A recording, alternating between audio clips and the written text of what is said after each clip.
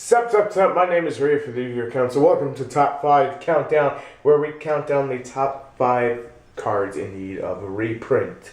And we're going to start right here, right now, with Vanity's Emptiness. And the reason I'm saying at number 5 we're putting Vanity's Emptiness is for the sheer fact that even though it was reprinted in Legendary Collection 5Ds, it wasn't easy to get. And while I'm not saying that it should just be 100% easy to get, it just needs a better reprint.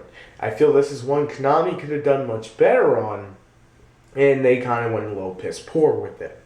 But keep in mind, this is my opinion. Some of you may not agree with that. But the only two prints this card has received is some Star Strike Blast and Legendary Collection 5Ds. Neither of which made it that easy to get, meaning that it retains its price around 30 to 40 bucks. Putting it, well, 20 to 30, putting it to the point that it does require a reprint to lower that price down. Now, this is my personal opinion on that. What I also want to say about Vanity's Emptiness, it's pretty much nearly played in every single deck. It's starting to get out of meta decks to a point. Not every meta deck is running the 3. Not every meta deck's going to, not run the 3. It depends on the deck, it depends on the person. It's still a great card that obviously should be ran regardless because it's fucking stupid as shit and just goes, no special summoning. And when I say stupid as shit, I don't mean it's stupid, I mean it's like really good and you should freaking play it because that's just the way I like to say it. But, of course, it's Vanity's Emptiness. Why wouldn't you want to see a reprint of Vanity's Emptiness? If you have a reprint or a print of Vanity's Emptiness, this would allow you to then sell it or trade it and get what else you needed. Because honestly, there's always new stuff coming out that you're going to need. Hence why Vanity's Emptiness reached number 5 on our list of top 5 reprints. Now I'm going to move on to the number 4 spot. The number 4 spot being Summoner's Art. Again, only had one print in Tachyon Evolution. No, not Tachyon Evolution. We'll put the thing there and make myself look stupid. Anyway, this card has only had one print. It needs a reprint for Killer 4 players. Mainly just to make it a little bit easier to access for them to get it. Because this is going to give them their scout, their tool, however you want to phrase that. Because in TCG it's scout and OCG it's tool. It's a tool. Basically, you're going to use this to get to that and then pay $800 to take an additional search. It's silly. It makes the deck work. Now, in the future, there is a possibility that this card may even become more useful than it is now. Oh my god. If Scout is the first monster that we're using it for, there is the possibility later down the line we get something similar to Scout on how it has a pendulum effect and then it's a normal monster that we could utilize Summoner's Art to a point that we would need a reprint. And hence, instead of just being one deck, it could be 2 or 3 or 4, whatever the case may be. And for those of you who want to make the argument that I'm probably mistaken, well, we have the Dragon Rider sneak peek promo, the one that's a Dragon Rider, and we have the one from this current set, New Challengers. Both are normal-based monsters that can be searched out by Summoner's Art. Now, neither one of those you're going to be playing, but the point still stands. Hey, you know what? It could use the reprint. It's been fucking ages. Why not? Just get it out there in case it does become useful again after the Killer Forts do their thing and go away. If they ever go away, that is. Never know. Alright, so let's move on to our number 3 spot. Our number 3 spot is Raigeki.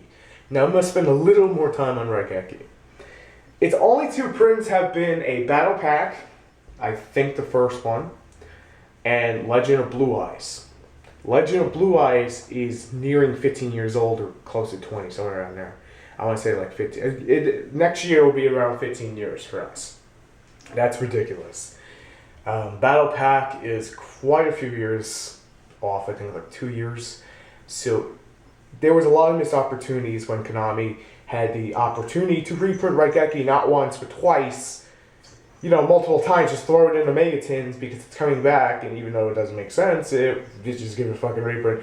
The best place that they could have given a reprint, I've said this before, is the Gear Structure deck. It was a missed opportunity. But Raigeki's not highly played throughout the meta, but it's more for the, tier 2, in the middle, friendly games kind of thing, and there's nothing wrong with that. if a card hasn't been reprinted in like 12 years or 2 years, that's kind of getting a little out of the way. Especially something that comes off the ban list. Konami should have jumped on that ship and go, we like money! So we're going to reprint this just to get more money. Because in all honesty, how many of you do play Regeki when it comes to meta? I mean, like, maybe you splash it in, get everything off the board, drop your stuff onto the board. OTK? There's not too many OTK decks right now. Killer Force being the closest thing to it. And let's look at the decks that basically Regeki sucks against. Shadow's, Burning Abyss, and Killer Forts.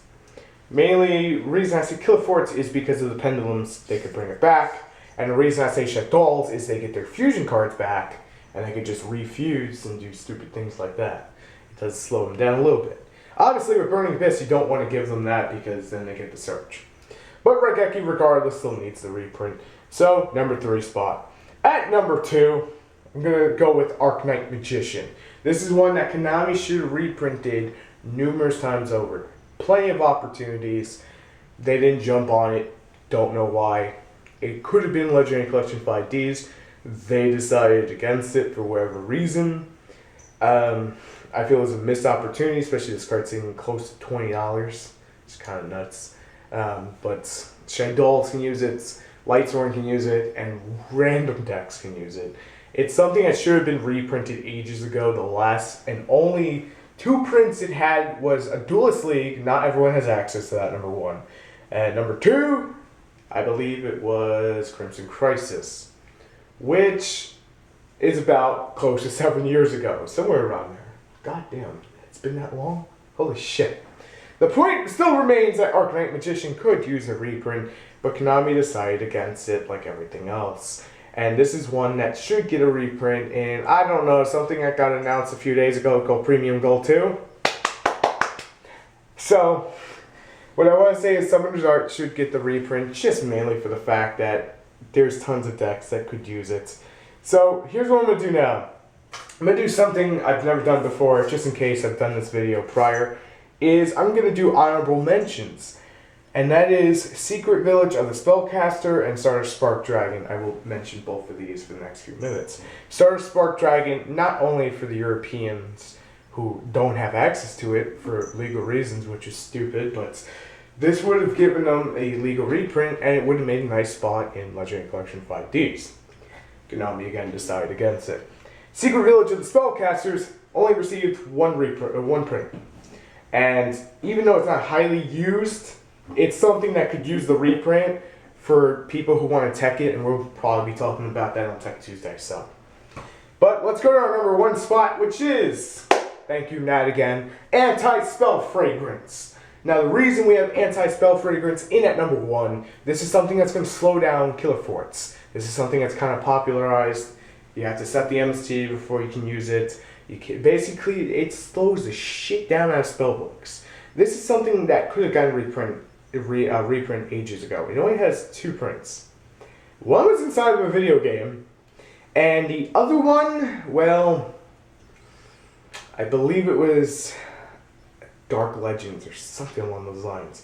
And that was not easy to pull out. It was only a rare. This card is not super expensive, such as like Vanity's Emptiness or whatnot, but it's still something that Konami could have jumped on a ship and gone, we're going reprint sailing down the road, we're gonna, just spit it out.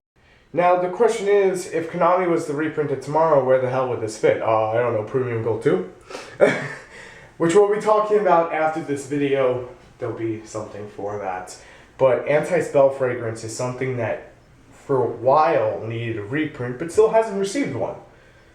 Just for those spell-heavy decks that annoy the crap out of you, you just flip this up and go, you can't have that, sir. And it's just funny.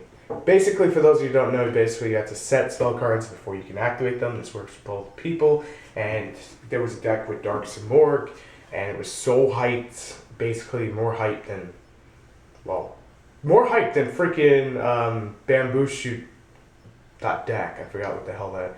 It was like a Bamboo Shoots, Naturia, and then anyway, it was Duelist Revolution. Everyone went crazy and said that, oh my god, this is next meta, and it's like, nope, it's not.